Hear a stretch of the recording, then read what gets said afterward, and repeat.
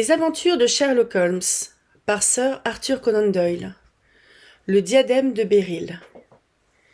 Holmes, dis-je un matin, que, debout dans notre beau window, je regardais en bas dans la rue. Voici un fou qui passe. C'est pitoyable quand on y songe, que sa famille le laisse déambuler seul ainsi.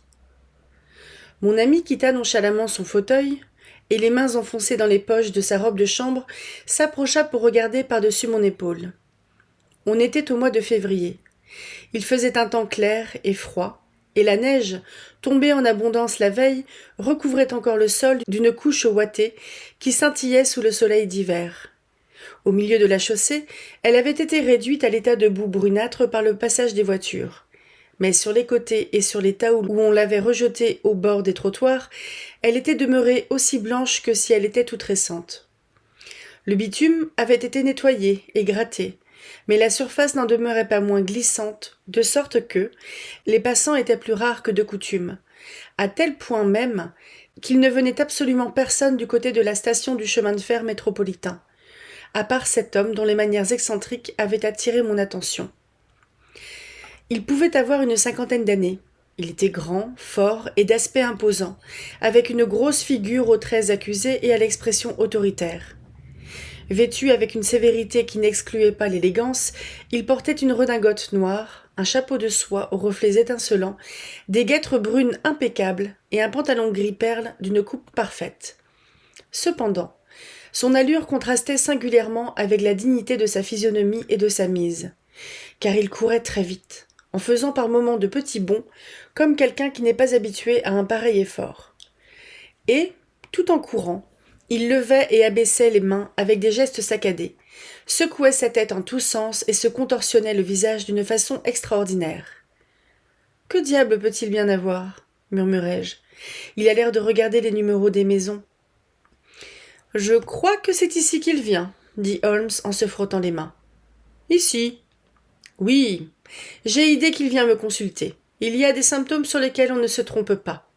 Tenez, que vous disais-je ? » De fait, l'homme, tout en soufflant comme un phoque, se précipita au même moment vers notre porte et se mit à carillonner de telle façon que tous les échos de la maison furent réveillés.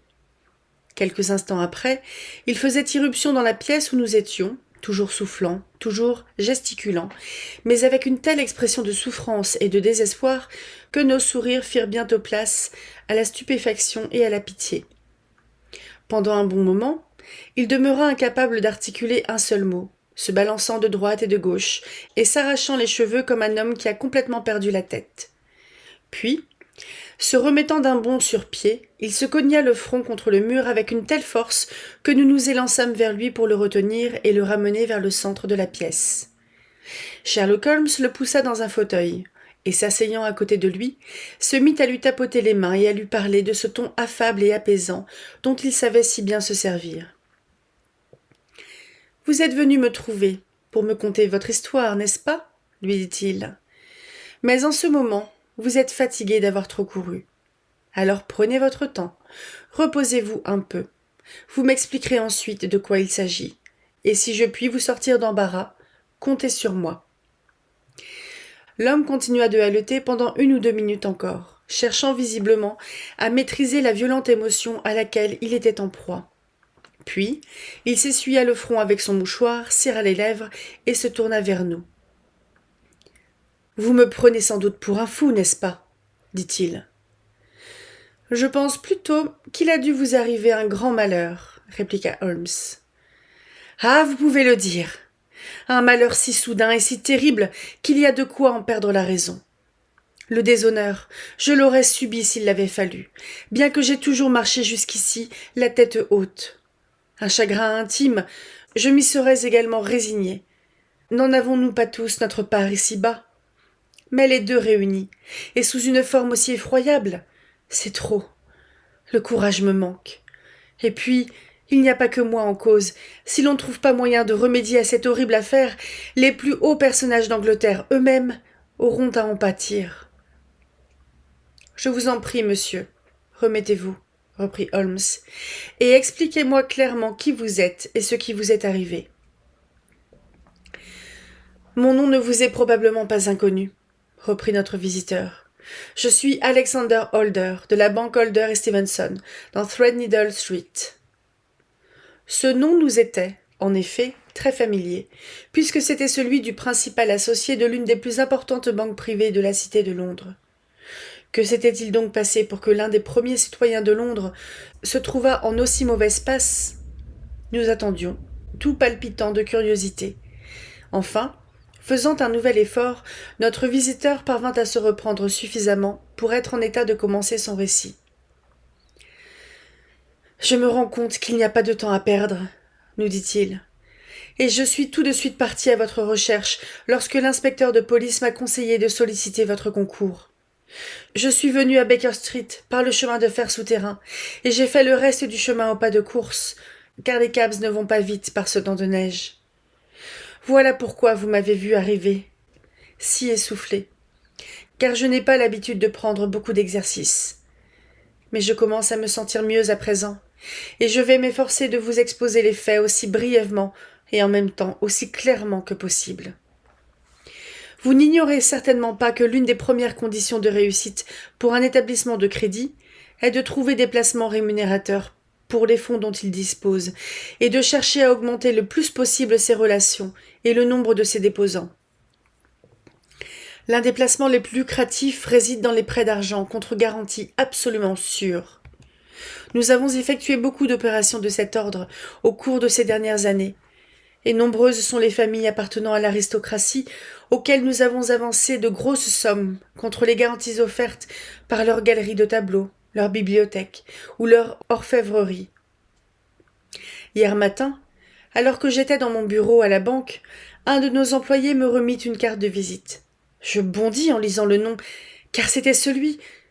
Mais peut-être vaut-il mieux que je ne vous le répète pas, même à vous, et je me contenterai de vous dire que c'était un nom universellement connu, un des noms les plus illustres d'Angleterre. J'en fus tellement interloqué que, lorsque mon visiteur se présenta, je trouvai à peine les mots qu'il fallait pour lui exprimer à quel point j'étais flatté d'un tel honneur.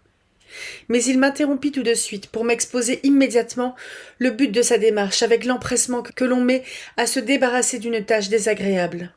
« Monsieur Holder, commença-t-il, j'ai entendu dire que vous consentiez des avances d'argent. »« Notre maison les consent lorsque les garanties sont bonnes, » répondis-je. « J'ai besoin de 50 000 livres, reprit-il, et il me les faut, séance tenante. Naturellement, je pourrais m'adresser à n'importe lequel de mes amis, qui me prêterait cette somme 10 fois pour une, mais je préfère m'adresser à une banque et traiter l'affaire moi-même. Quand on occupe une situation comme la mienne, il va de soi que l'on ne tient pas à avoir d'obligations, envers personne.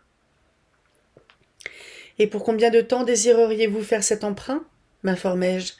« J'ai une très forte somme à toucher lundi prochain, et à ce moment, je serai très certainement en mesure de vous rembourser ce que vous jugerez bon de me demander.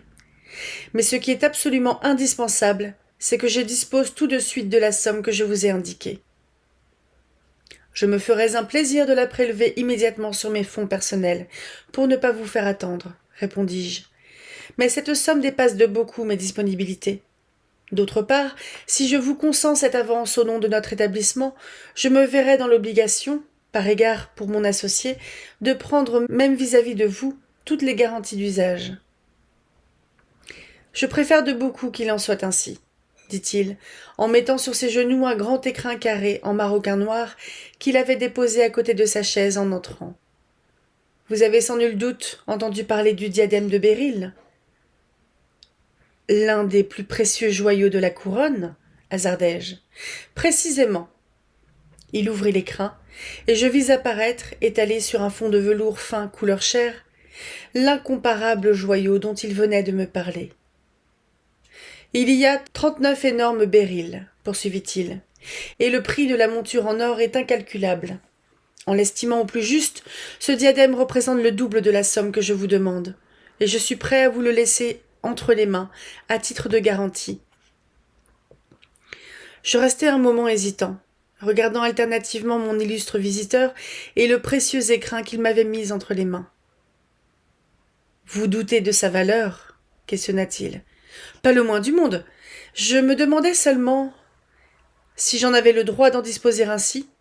Rassurez-vous, Jamais je n'aurais songé un seul instant à le faire si je n'avais eu la certitude absolue de pouvoir vous le reprendre dans 4 jours. Si je vous le laisse momentanément ainsi, c'est uniquement pour la forme. Trouvez-vous que ce soit un gage suffisant ? Amplement suffisant. Rappelez-vous, monsieur Holder, que je vous donne là une très grande preuve de confiance, basée exclusivement sur l'éloge que l'on m'a fait de vous.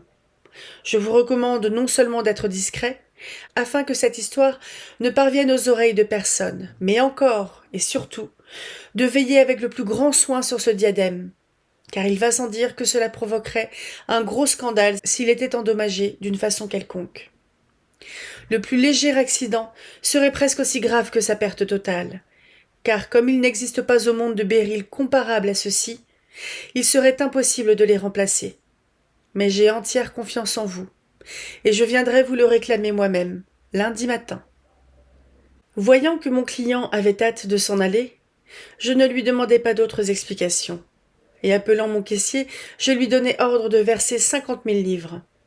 Mais une fois seul, avec le précieux écrin sur la table devant moi, je ne pus me défendre d'une certaine angoisse en réfléchissant à l'énorme responsabilité que je venais d'assumer. Il était bien évident que, ce joyau faisant partie des biens nationaux, un épouvantable scandale se produirait s'il lui arrivait malheur. Je regrettais déjà sincèrement d'avoir consenti à m'en charger. Mais comme il était désormais trop tard pour me raviser, je me contentai de l'enfermer dans mon coffre-fort particulier et me remis au travail. Quand vint le soir, je me dis qu'il serait imprudent de laisser derrière moi dans mon bureau un objet aussi précieux. Nombre de banquiers ont été cambriolés déjà, et ce qui était arrivé à d'autres pouvait tout aussi bien m'arriver, à moi. Dans quelle situation terrible ne me trouverais-je pas en pareil cas ? Je décidai donc que pendant ces quelques jours, j'emporterais toujours l'écrin à l'aller et au retour, afin de ne pas le perdre de vue un instant. Et dès ce soir-là, je pris un cab, afin de le ramener chez moi, à Streatham. Ce n'est qu'après avoir enfermé l'écrin à clé, au premier étage, dans le bureau de mon cabinet de toilette, que je commençai à respirer plus librement. Et maintenant, un mot sur ma maison, monsieur Holmes, car je tiens à ce que vous vous fassiez une idée très nette de la situation. Mon garçon d'écurie et mon groom couchent au dehors, et sont par conséquent hors de cause. J'ai 3 servantes qui sont chez moi depuis des années, et dont l'honnêteté est au-dessus de tout soupçon. Une autre, Lucie Parr, la seconde femme de chambre, n'est à mon service que depuis quelques mois, mais elle s'est présentée avec des certificats excellents et m'a donné jusqu'ici entière satisfaction. C'est une fort jolie fille, qui a beaucoup d'admirateurs, et l'on en voit assez souvent aux alentours qui la guettent sur son passage. C'est la seule chose qu'on puisse lui reprocher, mais nous n'en sommes pas moins convaincus qu'elle est très sérieuse. Voilà pour les domestiques. Quant à ma famille, elle est si peu nombreuse qu'il ne me faudra pas longtemps pour vous la décrire. Je suis veuf et n'ai qu'un seul fils, Arthur, qui ne m'a apporté que des désillusions, monsieur Holmes, les plus pénibles désillusions. Mais c'est peut-être un peu ma faute. On m'a toujours dit que je le gâtais trop, et c'est fort possible. Quand j'ai eu le malheur de perdre ma femme, qui m'était si chère, j'ai naturellement reporté sur lui toute mon affection. Je ne pouvais supporter de le voir soucieux un seul instant, et je ne lui ai jamais rien refusé.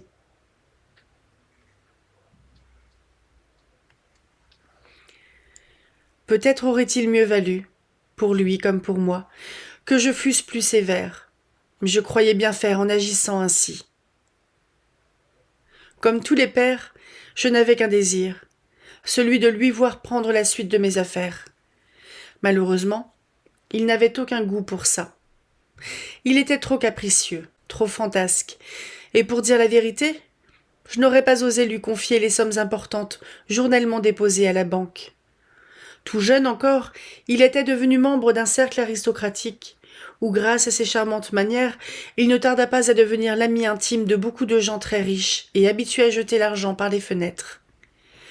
Entraîné par leur mauvais exemple, il essuya de si lourdes pertes aux jeux et aux courses qu'il en fut maintes fois réduit à venir me supplier de lui faire des avances sur l'argent de poche que je lui accordais, afin d'acquitter ses dettes d'honneur.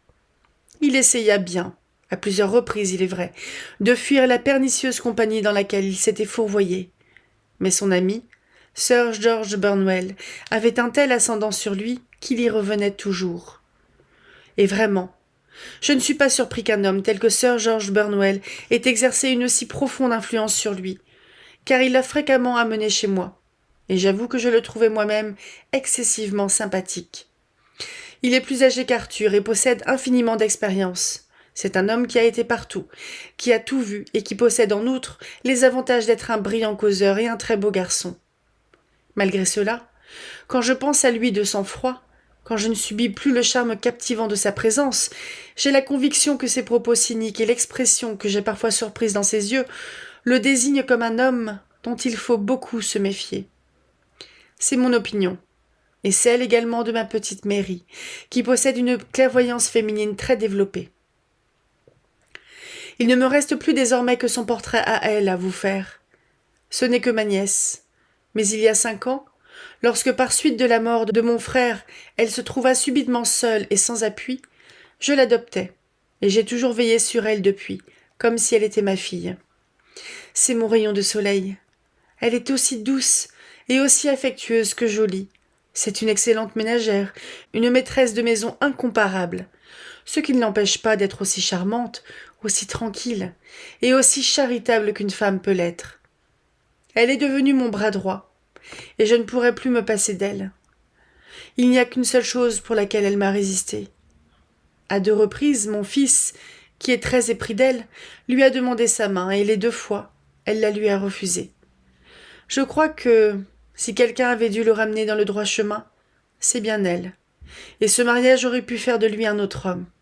Mais désormais, hélas, il est trop tard. Il n'y faut plus songer. Maintenant que vous connaissez tous ceux qui habitent sous mon toit, monsieur Holmes, je vais reprendre la suite de ma lamentable histoire. Ce soir-là, pendant que nous prenions le café au salon, après le dîner, je contai à Arthur et à Mary ce qui m'était arrivé, et leur décrivant le précieux trésor que j'avais rapporté, en m'abstenant seulement de leur dire le nom de mon client. Je suis certain que Lucy Parr, qui nous avait servi le café, s'était retirée à ce moment-là, mais je ne pourrais jurer qu'elle avait refermé la porte en s'en allant. Mary et Arthur, qui m'avaient écouté avec beaucoup d'intérêt, demandèrent à voir le fameux diadème, mais je jugeais préférable de n'y point toucher. « Où l'avez-vous mis » me demanda Arthur.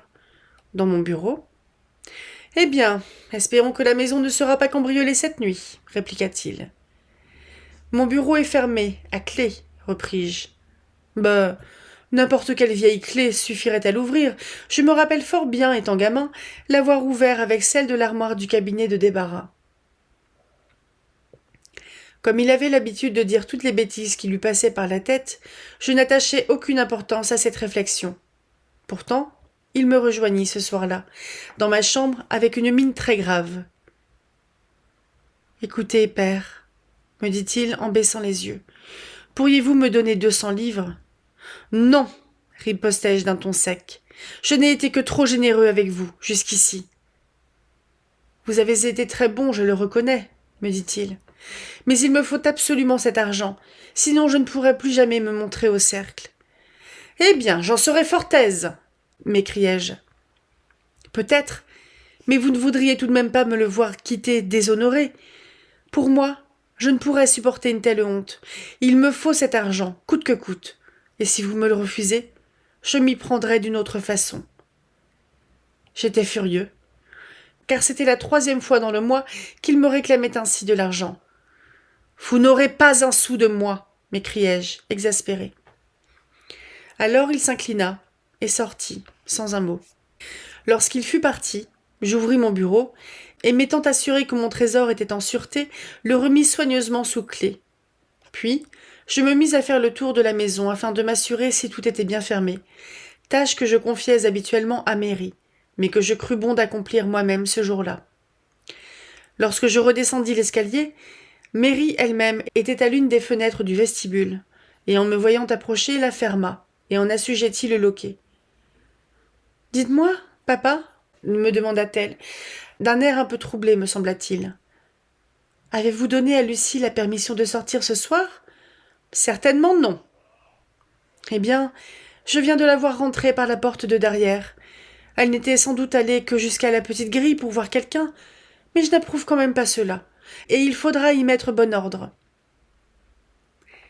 Faites-en lui l'observation demain matin, à moins que vous ne préfériez que je m'en charge.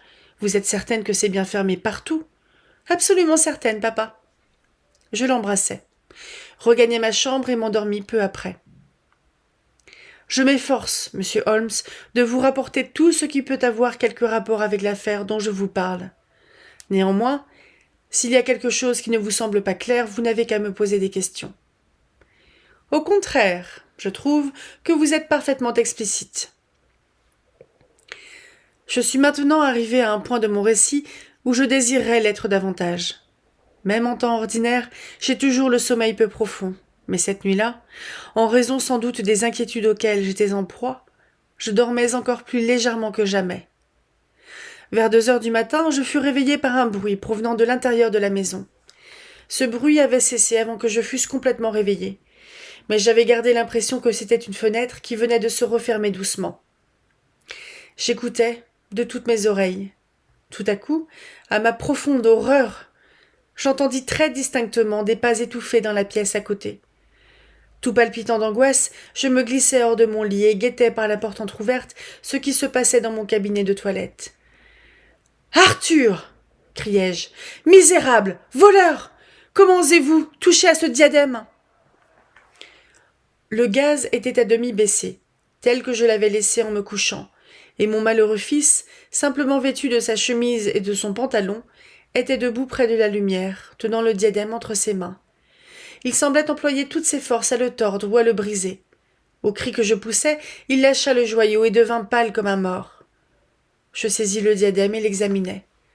Il manquait une des extrémités, ainsi que 3 des béryls. « Misérable !» répétai-je, fou de rage. « Vous l'avez brisé. Vous m'avez déshonoré. Pour toujours. Où sont les pierres que vous avez volées ?»« Volées ?» se récria-t-il. « Oui, volées !» hurlai-je, en le secouant par l'épaule. « Il ne peut en manquer aucune, » me répondit-il. « Il en manque 3, et vous savez où elles sont. Seriez-vous donc aussi menteur que voleur par hasard? Je vous ai vu, de mes yeux vus, essayer d'en arracher encore une autre. »« Assez d'insultes, » protesta-t-il. « Je n'en supporterai pas davantage.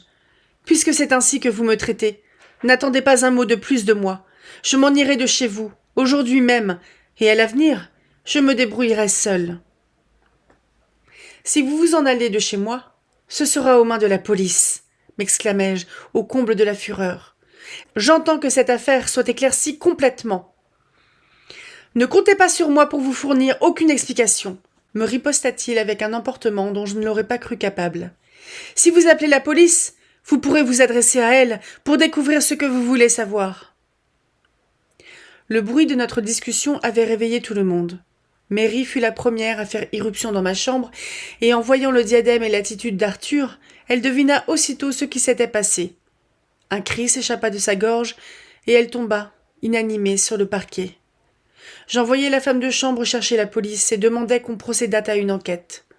Lorsque l'inspecteur, accompagné d'un constable, pénétra dans la maison, Arthur, qui, l'air sombre et les bras croisés, était demeuré immobile à la même place, me demanda si j'avais l'intention de déposer une plainte contre lui. Je lui répondis qu'il ne pouvait plus être question de liquider cette affaire entre nous, et que comme le diadème brisé faisait partie des biens nationaux, j'étais fermement décidé à laisser en tout et pour tout la justice suivre son cours. « Vous n'allez du moins pas, dit-il, me faire arrêter tout de suite. Il y aurait tout intérêt, et pour vous et pour moi, à ce que l'on m'autorisât à sortir 5 minutes. » Afin de vous donner le temps de fuir ou de cacher ce que vous avez volé, m'écriai-je.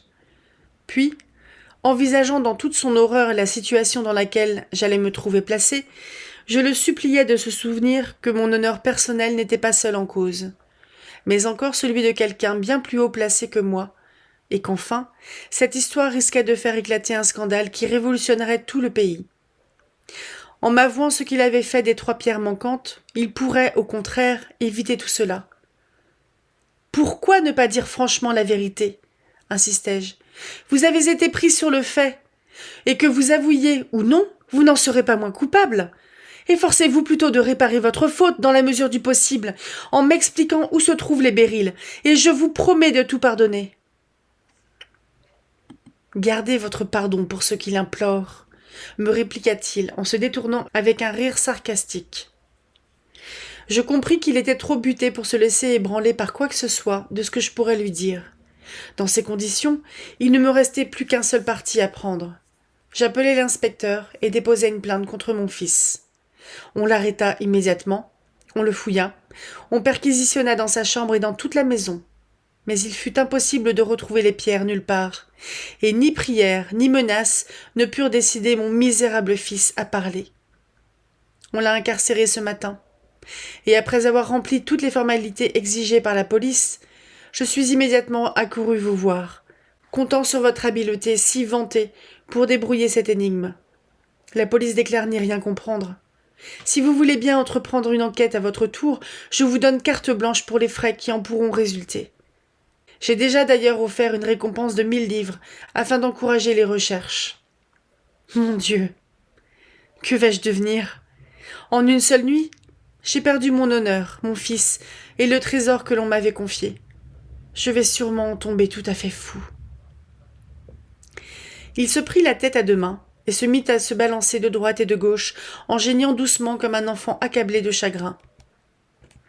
Sherlock Holmes, les sourcils froncés, les yeux fixés sur le feu, resta un long moment silencieux. « Recevez-vous beaucoup ?» demanda-t-il enfin. « Personne, sauf mon associé et sa famille, et parfois un ami d'Arthur. Sir George Burnwell est venu plusieurs fois ces derniers temps. C'est tout, je crois. » Allez-vous beaucoup dans le monde ? Arthur, oui, mais Mary et moi restons toujours à la maison, car nous n'aimons guère à sortir, ni l'un ni l'autre. C'est rare chez une jeune fille. Elle est d'un naturel plutôt calme, et puis, elle est moins jeune que vous ne semblez le croire, elle a 24 ans. D'après ce que vous me dites, cette affaire l'a fort bouleversée aussi. Terriblement. Elle en paraît même encore plus affectée que moi. Vous êtes aussi convaincus l'un que l'autre de la culpabilité de votre fils. Comment ne le serions-nous pas, alors que je l'ai vu, de mes yeux vus, avec le diadème dans les mains. Je n'estime pas que ce soit là une preuve absolument irréfutable. Le reste du diadème était-il endommagé ? Oui, il était tordu. Ne pensez-vous pas, en ce cas, qu'il ait plutôt été en train de chercher à le redresser ? Je vous remercie d'essayer d'atténuer ainsi sa part de responsabilité, et la mienne. Mais vous n'y parviendrez pas. D'abord, quelle raison avait-il d'être là ? Et s'il était animé de si bonnes intentions, pourquoi ne l'a-t-il pas dit tout de suite ? En effet. Mais par contre, s'il était coupable, pourquoi n'a-t-il pas tenté de se disculper par un mensonge ? À mon avis, son silence peut être interprété aussi bien dans un sens que dans l'autre. Il y a plusieurs particularités singulières dans cette affaire.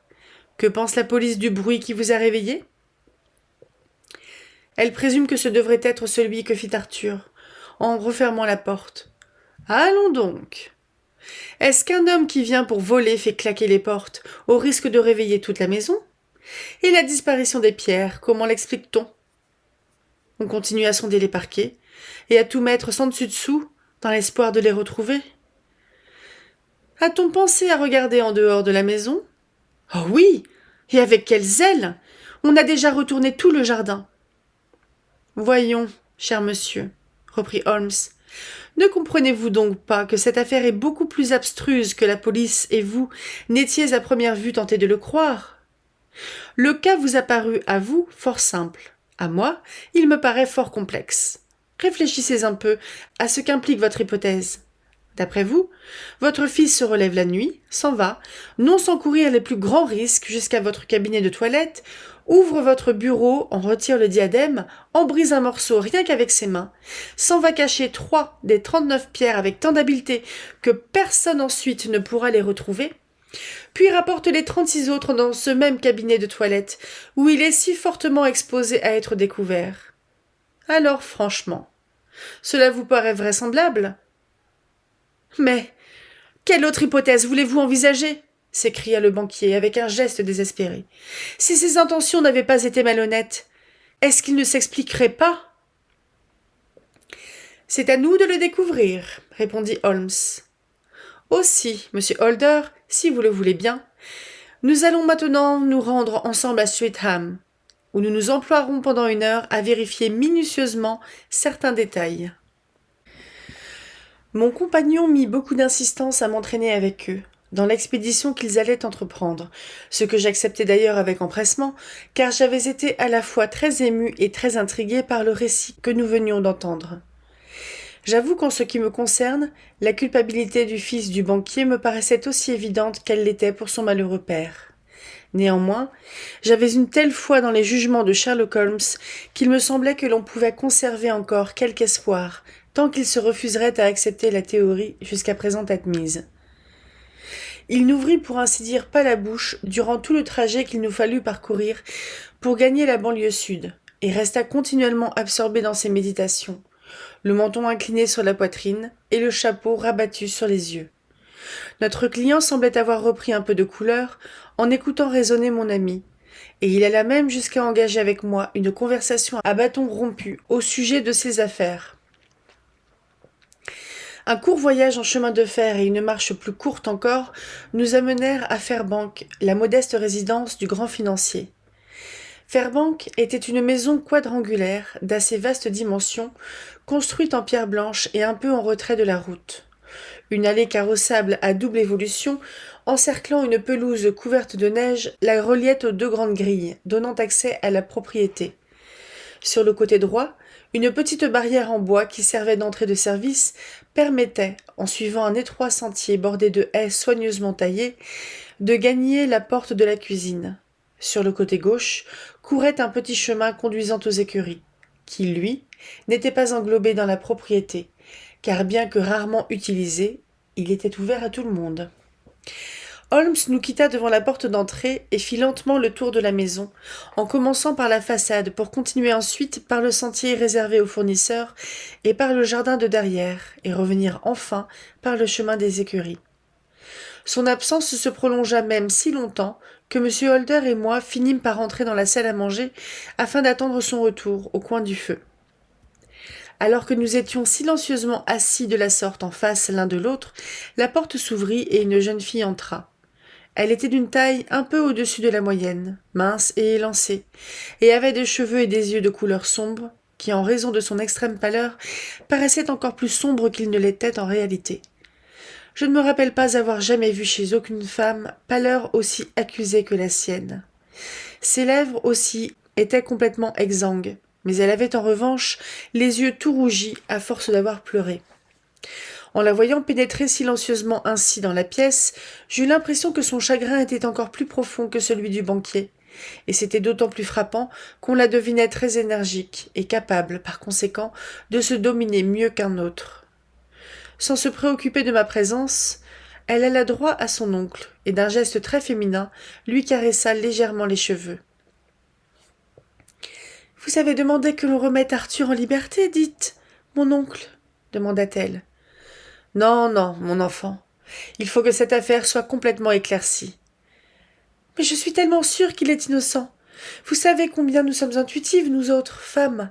J'en suis convaincue qu'il n'a pas fait de mal, et que vous regretterez un jour d'avoir été si dure envers lui. »« Pourquoi refuse-t-il de parler, alors, s'il est innocent ?»« Qui sait ? Peut-être parce qu'il est exaspéré de voir que vous le soupçonnez ainsi. » Comment ne le soupçonnerais-je pas, dès lors que je l'ai surpris moi-même, le diadème entre les mains? Oh, il ne l'avait pris que pour le regarder. Je vous en prie, rapportez-vous-en à moi. Je vous donne ma parole qu'il est innocent. Laissez tomber l'affaire, et qu'il n'en soit plus question. C'est si épouvantable de penser que notre cher Arthur est en prison. Non, jamais je ne laisserai tomber l'affaire, tant que les pierres n'auront pas été retrouvées. Jamais, Mary. Votre affection pour Arthur vous empêche de penser aux horribles conséquences qui en résulteront pour moi. Aussi, loin d'étouffer l'affaire, j'ai amené de Londres quelqu'un qui m'aidera à pousser les recherches encore plus loin. « C'est monsieur ?» questionna-t-elle, en se retournant pour me regarder. « Non, son ami, Il nous a prié de le laisser seul.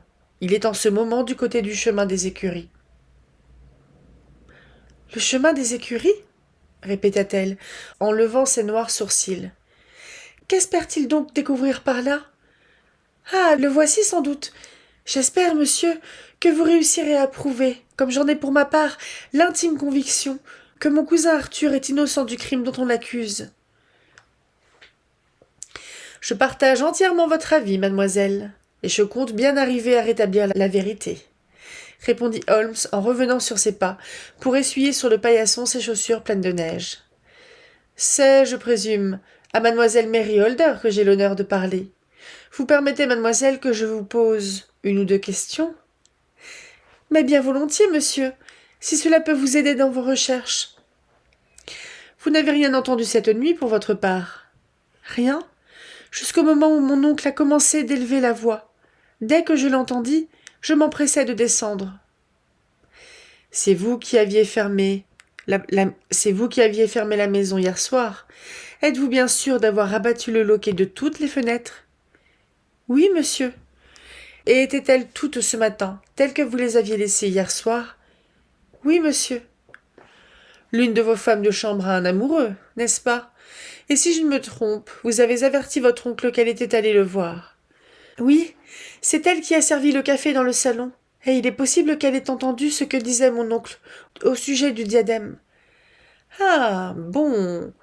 Et cela vous amène à supposer qu'elle aurait été en aviser son amoureux, et que tous deux auraient combiné le vol ensemble? À quoi bon se perdre ainsi en vagues conjectures? S'écria le banquier avec impatience, puisque je vous répète que j'ai surpris Arthur avec le diadème dans ses mains. Attendez un peu, monsieur Holder. Nous reparlerons de cela plus tard. Revenons à cette fille, mademoiselle. Vous l'avez vue rentrer par la porte de la cuisine, probablement. Oui, en allant m'assurer que les verrous étaient bien poussés. Je l'ai vue qui rentrait furtivement. J'ai même aperçu l'homme dans l'ombre. Vous le connaissiez de vue? Oh oui, c'est le fruitier qui nous livre nos légumes. Il s'appelle Francis Prosper. Il se tenait, poursuivit Holmes, à gauche de la porte, c'est-à-dire à quelques pas plus haut sur le sentier. C'est cela? Et il a une jambe de bois. Une lueur d'inquiétude passa dans les yeux expressifs de la jeune fille. Ma parole! Vous êtes un véritable sorcier! S'écria-t-elle. Comment pouvez-vous savoir cela? Elle avait posé cette question en souriant, mais le masque grave et maigre de Sherlock Holmes était demeuré immuable. Je désirerais maintenant monter au premier, dit-il, mais auparavant, il faut que je retourne donner un coup d'œil à l'extérieur de la maison. J'ai besoin d'inspecter les fenêtres du rez-de-chaussée. Il se mit aussitôt à les passer rapidement en revue, l'une après l'autre, mais ne s'arrêta à proprement parler que devant celle du vestibule, qui était assez grande et devant laquelle passait le chemin des écuries. En dernier lieu, il l'ouvrit et en examina attentivement le rebord à l'aide de sa loupe. « Maintenant, nous allons pouvoir monter, » annonça-t-il finalement. Le cabinet de toilette du banquier était une petite pièce, fort simplement meublée et recouverte d'un tapis gris, dans laquelle on remarquait un bureau et un grand miroir.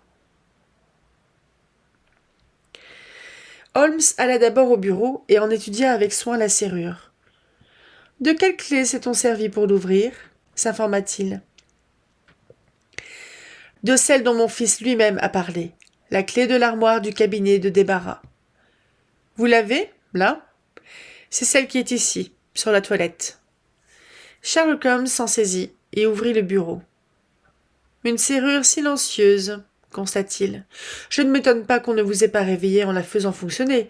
C'est sans doute cet écrin qui renferme le diadème. Regardons-le. » Il ouvrit l'écrin, en sortit le joyau et le posa sur la table. C'était une pièce magnifique, et les 36 pierres étaient absolument incomparables.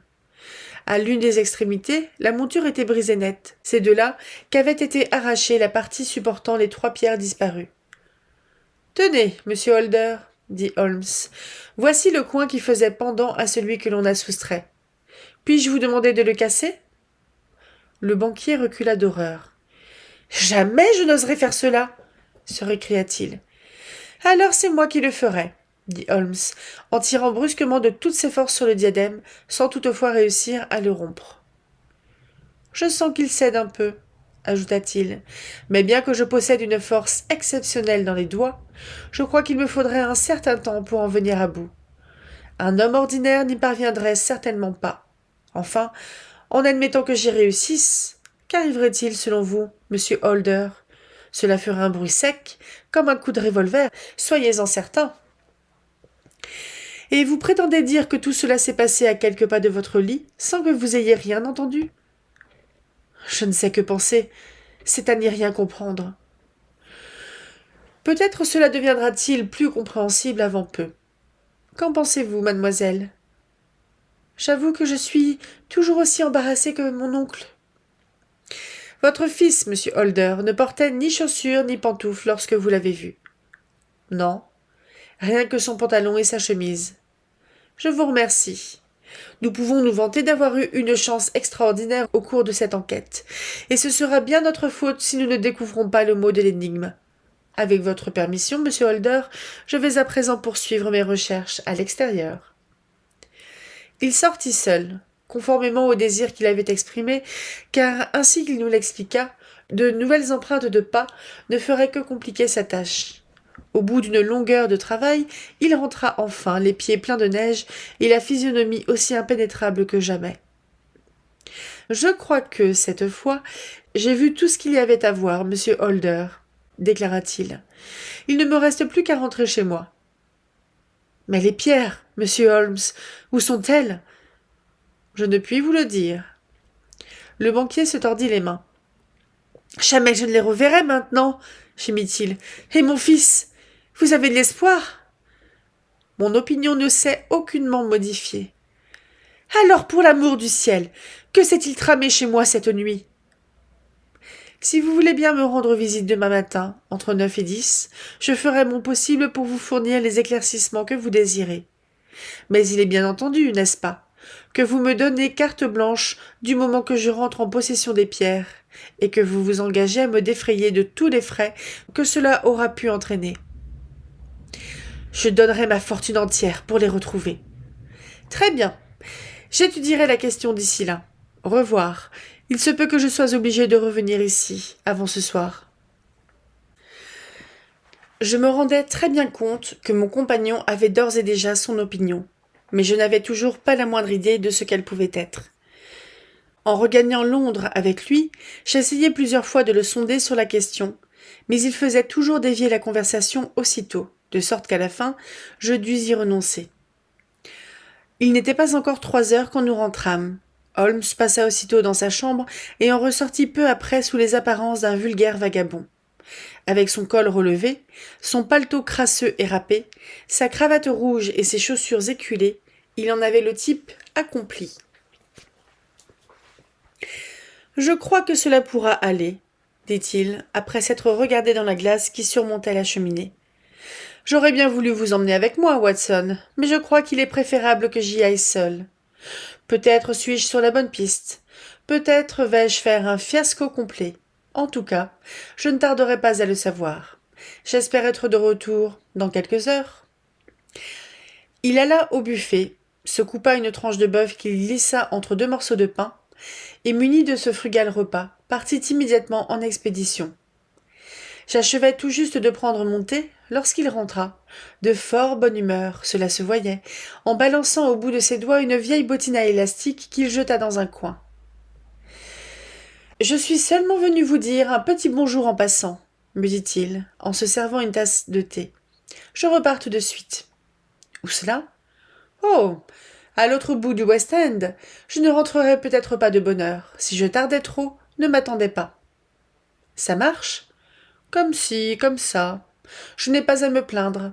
Depuis que je vous ai quitté, je suis retourné à Streatham, mais je ne suis pas entré dans la maison. C'est un charmant petit problème, et j'aurais été navré de ne pas l'avoir étudié. Mais assez babillé comme cela. Il est temps que j'aille me dépouiller de cet innommable défroque pour reprendre ma tenue correcte, habituelle. Je voyais très bien, rien qu'à sa façon d'être, qu'il était beaucoup plus satisfait qu'il ne voulait le laisser paraître. Ses yeux pétillaient, et ses joues ordinairement blêmes s'étaient même un peu colorées. Il passa rapidement dans sa chambre, et quelques minutes après, la porte du vestibule, claquée bruyamment, m'annonça qu'il s'était à nouveau mis en route pour une de ces parties de chasse qui lui procuraient tant de plaisir. Je l'attendis jusqu'à minuit, mais voyant qu'il ne revenait pas, je me décidai à aller me coucher. Son retard n'était pas pour me surprendre d'ailleurs, car lorsqu'il se lançait sur la piste d'un criminel, il n'était pas rare qu'il s'absentât pendant plusieurs jours, et plusieurs nuits de suite. À quelle heure rentra-t-il ? Je l'ignore. Toujours est-il que, le lendemain matin, quand je descendis prendre mon petit déjeuner, je le trouvais déjà à table, une tasse de café d'une main et son journal de l'autre, avec un air aussi frais et dispos que s'il avait passé toute la nuit dans son lit. « Vous m'excuserez d'avoir commencé sans vous, Watson, » me dit-il. « Mais vous vous rappelez que notre client doit venir d'assez bonne heure ce matin. »« C'est vrai, et il est déjà 9 heures passées, » répondis-je. « Tenez, c'est peut-être bien lui. Il m'a semblé entendre sonner. » De fait, c'était notre ami le financier. Je fus stupéfait de voir le changement qui s'était opéré en lui, car sa figure, hier encore si large et si pleine, était maintenant toute défaite et toute creuse, et l'on eût dit que ses cheveux avaient encore blanchi. Il fit son entrée d'un air las et abattu, encore plus pénible à voir que son exaltation de la veille, et se laissa tomber lourdement dans un fauteuil que j'avais poussé vers lui. « Je ne sais pas ce que j'ai pu faire pour être si cruellement éprouvé, » soupira-t-il. « Il y a 2 jours encore, j'étais en plein bonheur et en pleine prospérité, sans aucun souci au monde. À présent, me voici à mon âge, condamné au déshonneur et à la solitude. Tous les malheurs s'abattent sur moi en même temps. Ma nièce Mary m'a abandonné. »« Elle vous a abandonné ?»« Oui. On a trouvé ce matin son lit intact, sa chambre vide et ce billet à mon nom sur la table du vestibule. Je lui avais dit hier soir avec chagrin mais sans colère que si elle avait épousé mon fils, tout cela ne serait pas arrivé. J'ai peut-être eu tort de lui faire cette réflexion, car c'est à cela qu'elle fait allusion dans le billet qu'elle m'a laissé en partant. Mon oncle chéri, je me rends compte que j'ai été la cause du malheur qui vous accable, et que si j'avais agi différemment, ce malheur ne vous aurait peut-être pas été infligé. Sans cesse obsédée par cette pensée, je sens que je ne pourrai plus vivre heureuse sous votre toit, et mieux vaut que je vous quitte pour toujours. Ne vous tourmentez pas au sujet de mon avenir, il est assuré. Et surtout, ne me cherchez pas, car ce serait vous donner un mal inutile et ne m'aiderait en rien, au contraire. Vivante ou morte, je continuerai toujours à vous aimer, tendrement, Marie. Qu'a-t-elle voulu dire en m'écrivant cela, monsieur Holmes ? Faut-il en conclure qu'elle songerait à se suicider ? Non, non, pas le moins du monde. Tout compte fait, c'est peut-être ce qui pouvait arriver de mieux. J'espère, monsieur Holder, que vous serez bientôt au bout de vos peines. Le ciel vous entende, monsieur Holmes. Mais pour me dire cela, il faut que vous ayez appris quelque chose.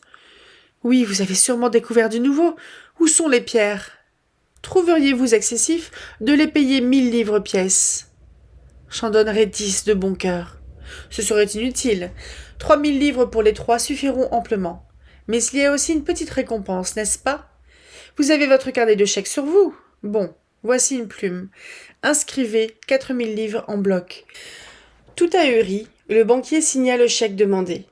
Holmes alla à son bureau, y prit dans un tiroir un petit morceau d'or triangulaire sur lequel étaient enchâssés 3 béryls et le jeta sur la table. Avec un cri de joie, notre client s'en saisit. « Vous les avez ?»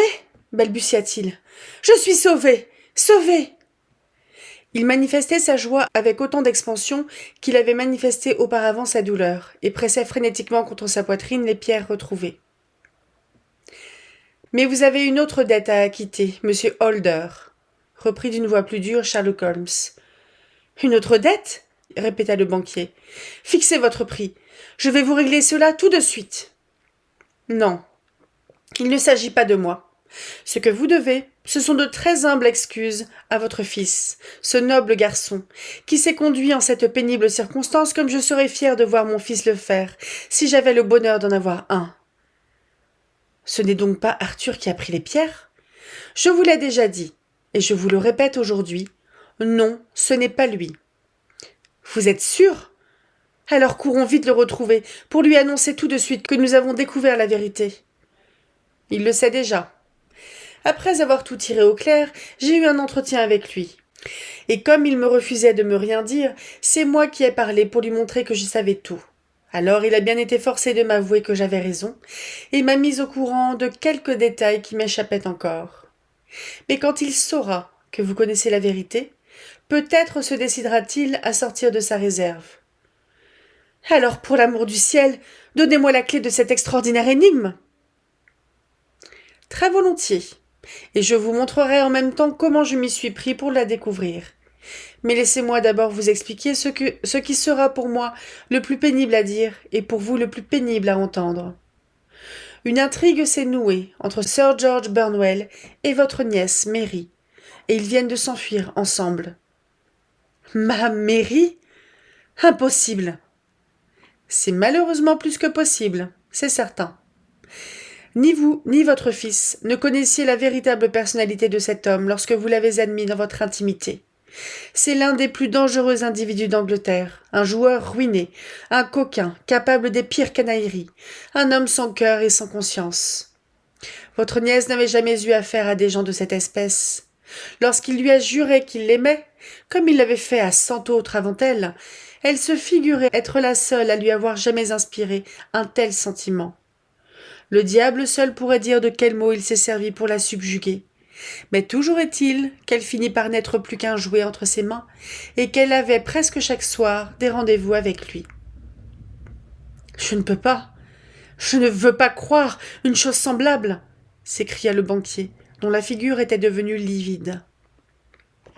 Eh bien, je vais vous raconter ce qui s'est passé dans votre maison, l'autre nuit. Votre nièce, lorsqu'elle crut que vous étiez retiré dans votre chambre, descendit furtivement au rez-de-chaussée et parla à son amoureux à la fenêtre qui donne sur le chemin des écuries. Il demeura auprès d'elle fort longtemps, comme le prouvaient les empreintes de ses pas qui avaient complètement traversé la neige. Elle lui parla du diadème, ce qui excita sa cupidité de gredin, et il la plia à sa volonté. Je suis persuadé qu'elle vous aimait de tout son cœur.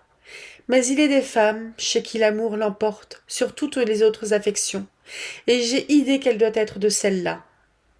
À peine avait-elle eu le temps d'écouter les indications qu'il lui donnait, qu'elle vous vit descendre l'escalier. Alors elle s'empressa de refermer la fenêtre, et vous parla de l'escapade de la femme de chambre avec son amoureux à jambes de bois, ce qui d'ailleurs était parfaitement réel. Votre fils Arthur monta à se coucher peu après la conversation qu'il avait eue avec vous, mais il dormit mal, en raison de l'inquiétude que lui donnaient ses dettes de jeu. Vers le milieu de la nuit, ayant entendu un pas léger passer devant la porte de sa chambre, il se leva, regarda dans le couloir et eut la surprise de voir sa cousine le traverser sur la pointe des pieds et disparaître ensuite dans votre cabinet de toilette. Pétrifié de stupéfaction, il enfila à la hâte son pantalon et attendit dans l'obscurité, curieux de savoir ce qui allait se passer. Au bout de quelques instants, votre nièce ressortit, et à la lueur de la lampe qui éclairait le couloir, votre fils s'aperçut qu'elle tenait le précieux diadème entre ses mains. Il la laissa descendre l'escalier, et tout frémissant d'horreur, courut sans bruit se cacher derrière la tenture qui est près de votre porte, à une place d'où il pouvait observer ce qui se passait dans le vestibule en bas. Il vit alors sa cousine ouvrir silencieusement la fenêtre, tendre le diadème au dehors à quelqu'un que l'obscurité rendait invisible, puis refermer la fenêtre et regagner rapidement sa chambre en passant tout près de l'endroit où il se tenait caché, derrière la tenture. Tant qu'elle était là, il ne pouvait intervenir sans compromettre irrémédiablement cette jeune fille qu'il aimait. Mais dès qu'elle fut disparue, il comprit quel désastre ce serait pour vous et l'importance qu'il y avait à le réparer. Alors, pieds nus, tel qu'il était, il se précipita en bas de l'escalier, sauta dans la neige et partit en courant à travers le chemin des écuries, où il entrevoyait une silhouette sombre devant lui, sous le clair de lune. Sir George Burnwell essaya de l'esquiver, mais Arthur le rattrapa, et une lutte s'engagea entre eux, votre fils tirant le diadème d'un côté, pendant que son adversaire tirait de l'autre. Au cours de la bagarre, votre fils frappa Sir George d'un coup de poing qui lui fit une blessure au-dessus de l'œil. Puis quelque chose se rompit net, et votre fils, emportant le diadème, rentra en courant, referma la fenêtre et remonta dans votre cabinet de toilette. C'est au moment où il venait de constater que le diadème avait été tordu dans la lutte et où il s'efforçait de le redresser que vous l'avez surpris. Est-ce possible? Balbutia le banquier. Et vous l'avez exaspéré en l'outrageant odieusement à l'instant même où vous auriez dû, au contraire, le remercier chaleureusement. Du reste, il n'aurait pu vous expliquer la vérité qu'en dénonçant cette jeune fille, qui pourtant ne méritait pas d'égard. Et chevaleresque jusqu'au bout, il préféra se taire plutôt que de la trahir.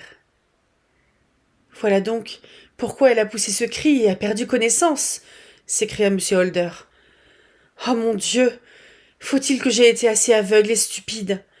Et Arthur, qui m'avait demandé de lui permettre de sortir 5 minutes. Le brave garçon voulait retourner voir si le morceau qui manquait n'était pas resté à l'endroit où il s'était battu. Comme je l'ai mal jugé. À mon arrivée à la maison, poursuivit Holmes, mon premier soin fut d'en faire soigneusement le tour, afin de m'assurer s'il n'y avait pas sur la neige des empreintes susceptibles de me mettre sur la voie. Je savais qu'il n'avait pas neigé à nouveau depuis la veille au soir, et que comme il avait gelé très fort pendant la nuit, les empreintes, s'il en existait, seraient demeurées intactes. Je commençai par longer le sentier des fournisseurs, mais je m'aperçus que tout y avait été piétiné et qu'il serait impossible de rien reconnaître. Un peu plus loin, par contre, au-delà de la porte de la cuisine, je constatai qu'une femme était restée debout, à la même place, en conversation avec un homme dont l'une des empreintes, petite et ronde, montrait qu'il avait une jambe de bois. Je pus même me rendre compte qu'ils avaient été dérangés, attendu que la femme était revenue en courant vers la porte, ainsi que le prouvaient ses traces, profondes à la pointe et légères au talon. Tandis que l'homme à la jambe de bois, après avoir attendu encore un peu, avait fini par s'en aller. Je pensai tout de suite qu'il s'agissait peut-être de la servante et de son amoureux, dont vous m'aviez parlé, et renseignement pris, je vis que je ne m'étais pas trompé. En faisant le tour du jardin, je ne relevai pas autre chose que des empreintes sans but déterminé, que je présumais avoir été produites par les policiers.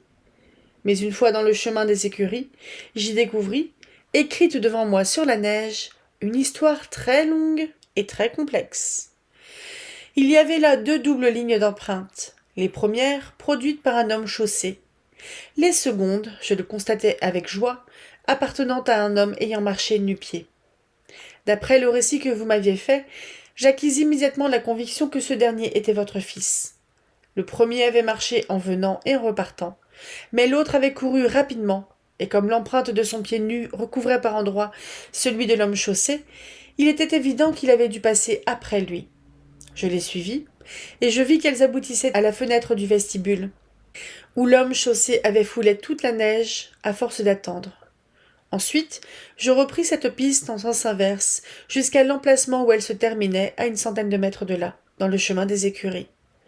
Je vis le demi-tour décrit par l'homme chaussé, lorsqu'il était revenu sur ses pas, l'emplacement où la neige était toute piétinée comme si une lutte y avait eu lieu, et finalement, quelques gouttes de sang, qui me confirmèrent dans cette supposition.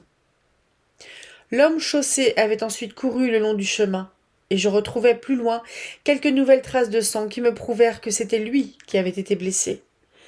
Mais quand j'arrivai à la grande route, je vis qu'on l'avait déblayé, et qu'il ne subsistait par conséquent plus aucune trace de ce côté. En revanche, lorsqu'en pénétrant dans la maison, j'examinais, comme il vous en souvient, à la loupe, le rebord de la boiserie de la fenêtre du vestibule, je pus tout de suite me rendre compte que quelqu'un l'avait franchi, car on distinguait nettement les contours d'un pied humide qui s'y était posé en rentrant. Je commençai alors à pouvoir me former une opinion sur ce qui avait dû se passer. Un homme avait attendu devant la fenêtre, et quelqu'un lui avait apporté les pierres. Votre fils avait été témoin de la scène, s'était élancé à la poursuite du voleur, avait lutté avec lui, chacun tirant de son côté sur le diadème, et provoquant ainsi une rupture que ni l'un ni l'autre n'aurait pu effectuer à lui tout seul. Finalement, il était revenu à la maison, en possession du joyau reconquis, dont il avait cependant laissé une portion aux mains de son adversaire. Jusque-là, tout était parfaitement clair. Ce qu'il s'agissait maintenant de découvrir, c'était qui était le voleur et qui lui avait délivré le diadème. En vertu d'une maxime dont j'ai depuis longtemps vérifié la justesse, lorsque l'on a écarté d'un problème tous les éléments impossibles, ce qui reste, si invraisemblable que cela puisse paraître, est forcément la vérité. Étant donné que ce n'était pas vous qui aviez livré le diadème, Ce ne pouvait être que votre nièce ou l'une des servantes. Mais si c'était une servante, quelle raison aurait eu votre fils de se laisser accuser à sa place? Aucune, n'est-ce pas? Tandis que, du fait qu'il aimait sa cousine, il était tout naturel qu'il n'eût pas voulu la trahir, surtout puisqu'il s'agissait d'un secret dont la révélation l'aurait déshonoré. Me rappelant que vous l'aviez vue à la fenêtre et qu'elle s'était plus tard évanouie lorsqu'elle avait aperçu le diadème, je passai immédiatement du domaine de la simple conjecture à celui de la certitude absolue. Ceci posé, quel pouvait être son complice? Quelqu'un qu'elle aimait, incontestablement, car quel autre aurait pu lui faire oublier l'affection et la reconnaissance qu'elle devait avoir pour vous? Je savais que vous sortiez peu, et que votre cercle d'amis était fort restreint. Mais parmi ces derniers figurait Sir George Burnwell, et j'avais déjà entendu parler de lui comme d'un vil suborneur. Il y avait donc tout lieu de penser que l'homme chaussé n'était autre que lui, et par conséquent, c'était lui qui avait en sa possession les 3 pierres disparues. Même se sachant découvert par Arthur, il pouvait se considérer à l'abri des poursuites, car votre fils, en le dénonçant, avait voué au déshonneur sa propre famille. Votre seul bon sens suffira à vous faire deviner quelles mesures je pris ensuite. Sous les apparences d'un vagabond, je me rendis à la maison de Sir George, m'arrangeai pour lier connaissance avec son valet de chambre, appris de cette façon que son maître avait été blessé la nuit précédente, et finalement, moyennant 6 shillings, acquis la preuve dont j'avais besoin en achetant une de ces vieilles paires de chaussures que je rapportais à Streatham, et qui, ainsi que je l'avais prévu, s'adaptaient exactement aux empreintes. J'ai vu, en effet, un vagabond mal vêtu hier dans le chemin, dit M. Holder. Précisément, c'était moi. Alors, sûr désormais de mon fait, je rentrai chez moi me changer. Mais le rôle qu'il allait me falloir jouer ensuite était d'une délicatesse extrême, car pour éviter tout scandale, il était nécessaire d'éviter l'intervention de la police, et je savais qu'un gredin aussi avisé que celui auquel nous avions affaire nous tiendrait par là, complètement paralysés. J'allais donc le voir moi-même. Bien entendu, il commença par tout nier, puis, quand il s'aperçut que j'étais capable de lui raconter en détail tout ce qui s'était passé, il essaya de faire le bravage et s'arma d'un casse-tête qu'il avait décroché au mur. Mais je connaissais mon homme, et je lui braquai mon revolver à la tête, sans lui laisser le temps de frapper. Alors, il commença à se montrer un peu plus raisonnable. Je lui expliquai que nous étions prêts à lui verser une indemnité en échange des pierres qu'il détenait, 1 millier de livres pour chaque. Cela lui arracha pour la première fois des paroles de regret. « Le diable m'emporte !» s'écria-t-il.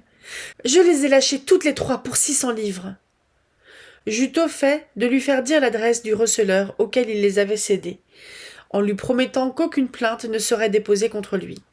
Je m'y rendis aussitôt, et après bien des marchandages, je parvins à me faire rendre les pierres à raison de 1000 livres pièce. Ce résultat obtenu, je passai prévenir votre fils que tout était arrangé, et de là, rentrai me coucher vers 2 heures du matin, après ce qui peut s'appeler une bonne journée de travail. Une journée qui a épargné à l'Angleterre un gros scandale politique, ajouta le banquier en se levant. Monsieur Holmes, je ne sais vraiment pas comment vous exprimer ma reconnaissance, mais vous verrez cependant que vous n'avez pas eu affaire à un ingrat. Votre habileté surpasse véritablement tout ce que l'on m'en avait dit. Et maintenant, il faut que je coure retrouver mon cher fils, afin de lui demander pardon de tout le mal que je lui ai fait. Quant à ce que vous me dites de ma mairie, j'en ai le cœur littéralement brisé. Sans doute ne pourrez-vous pas, en dépit de toute votre habileté, me dire où aller maintenant? Je crois pouvoir vous affirmer, sans crainte de me tromper, répliqua Holmes, qu'elle est là où se trouve Sir George Burnwell. Et il est non moins certain que, si grande qu'ait pu être sa faute, le châtiment qui l'attend sera bien plus grand encore.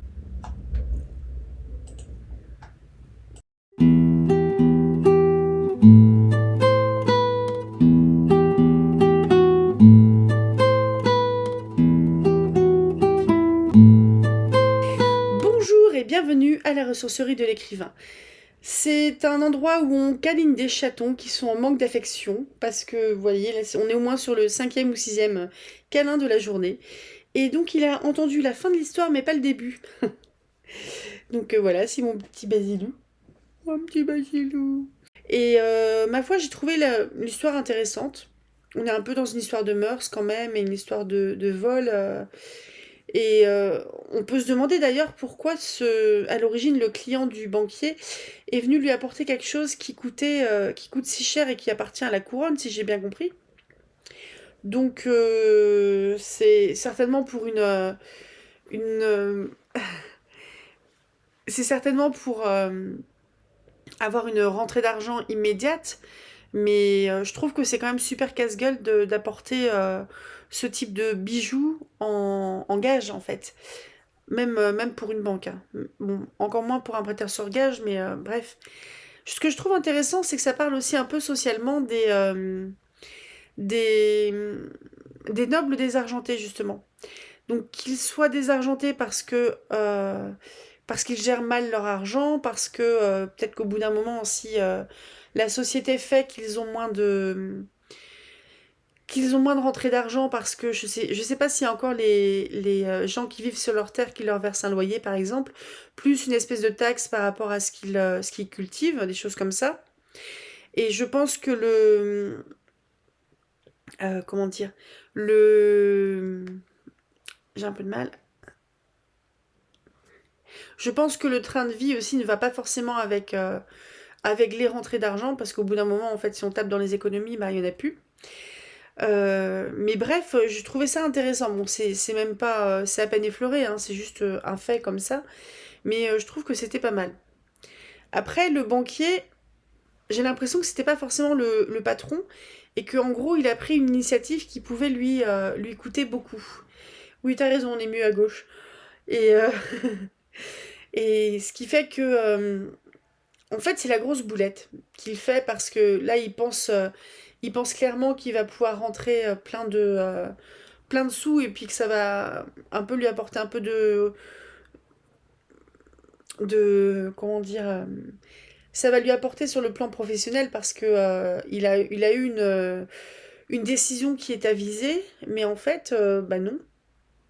Et le truc que je trouve aussi intéressant, c'est que souvent, il me semble, dans les affaires criminelles, enfin souvent, c'est un souvent de généralisation ça, mais c'est assez logique en fait que ce soit quelque chose enfin que les protagonistes de ce vol-là, ce soient des gens qui dorment dans cette maison-là, des gens de sa famille ou ses employés. Donc j'ai trouvé ça intéressant que ce soit pas forcément la servante. Euh, je trouve ça chouette aussi que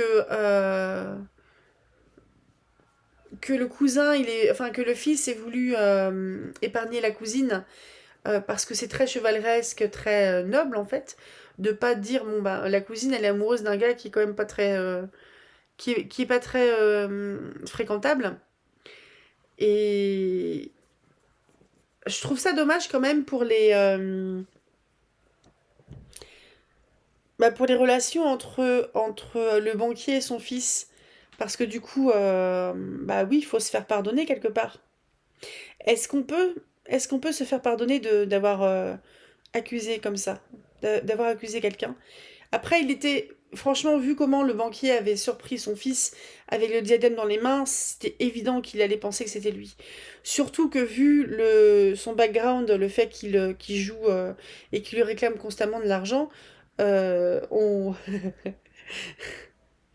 c'est normal qu'il l'accuse parce que il y a beaucoup d'indications qui orientent vers ces hypothèses-là.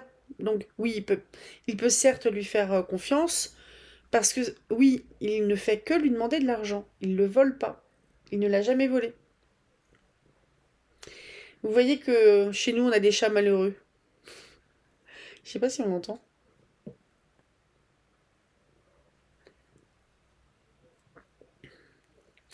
Donc voilà, je trouvais que c'était intéressant. Ça faisait assez une enquête de mœurs au final, hein. Et bon, c'était intéressant, mais c'était pas non plus ma nouvelle préférée. Mais en fait, toutes ces nouvelles-là, ça me donne envie limite de fanfiquer dessus. Parce que, qu'est-ce qu'elle va devenir cette nièce? Surtout que si elle est partie chez l'homme à cette époque-là, ça veut dire qu'elle est, même s'ils sont pas passés à la casserole, entre guillemets, ça veut dire elle est un peu morte là pour le marché du mariage. À moins que ça ne se sache pas. Et surtout, à moins que, qu'elle soit toujours vierge, parce que là, s'il la présente pour un mariage et puis qu'elle arrive pas vierge, c'est pas top. Qu'est-ce que t'en dis? Ah, mais c'est tout. Non, il en dit rien, lui. Mais donc, je trouve ça intéressant. Je trouve ça intéressant parce que on n'est pas que du côté un peu reluisant, tout joli et compagnie des nobles. Enfin, quoique le banquier, je crois pas qu'il est noble, hein. C'est un bourgeois. Quelle horreur! Quelle horreur pour les nobles, justement. Et qu'est-ce que ça devait être dur, justement, pour le noble client, là, d'aller demander du fric à la banque. Donc je trouve ça intéressant. Puis là, on était aussi dans une frange de la population qui était plutôt aisée, ce qui n'est pas tout le temps le cas au niveau des enquêtes de Holmes, surtout l'enquête avec la dinde. Elle était drôle celle-là. Non, Loi, pardon, c'était pas une dinde. Mais ouais, Loi, elle était marrante. Donc ouais, c'était intéressant. Mais je pense que le prochain coup que je ferai une lecture sur des nouvelles de Holmes, que j'ai bien envie de tout lire en fait, je crois je crois qu'il y avait que 4 romans, donc il en reste 2. Et il y avait, il me semble, 6 recueils de nouvelles, et du coup il en reste 5. Un truc comme ça. Mais je vais prendre mon temps, et je pense que je... Regarde. Je vais prendre mon temps, et je pense que si on est dans des recueils où il y a vraiment une dizaine de nouvelles, je couperai en deux, parce que c'est vrai qu'au bout d'un moment, en fait, je me lasse. Je me lasse parce que c'est pas. Vas-y, monte tes fesses. Je me lasse parce que ça manque un peu de variété, même si c'est toujours. C'est forcément varié d'une nouvelle à l'autre, mais c'est vrai que je me lasse. On se retrouve sans doute demain. Donc là, en fait, je suis en train Normalement, Sherlock Holmes, c'était pour samedi, donc hier. Je suis en train de le tourner dimanche, donc le lendemain. Donc ça va sortir lundi. Et je vais enregistrer aussi, peut-être ce soir. Entre ce soir et demain, je vais enregistrer les prochains chapitres de Mansfield Park qui sortiront sans doute mardi. Et mercredi prochain, on est sur une vidéo unboxing où je vous présente à la fois des livres, à la fois un livre, A Touch of Blake de Sarah Fay, et aussi une box de goodies que j'avais commandé lors de la campagne Ulule et que vous pouvez trouver sur sa boutique. Samedi prochain, on est sur la dernière nouvelle des aventures de Sherlock Holmes et dimanche sur les derniers chapitres de Mansfield Park. Je ne sais pas si je cale encore une vidéo mercredi ou si je fais vraiment une petite pause si je fais une petite pause de 15 jours, 3 semaines derrière. Je pense que je ferai une pause directement, on verra. Parce que j'ai pris un petit peu d'avance là sur les vidéos du mercredi. Donc des trucs que j'ai déjà complètement tournés ou des choses qui sont un peu parcellaires. Donc on verra. Je vous souhaite un très bon lundi du coup, là au lieu de week-end. Portez-vous bien, amusez-vous bien, et puis à demain pour Mansfield Park si vous le souhaitez. Salut!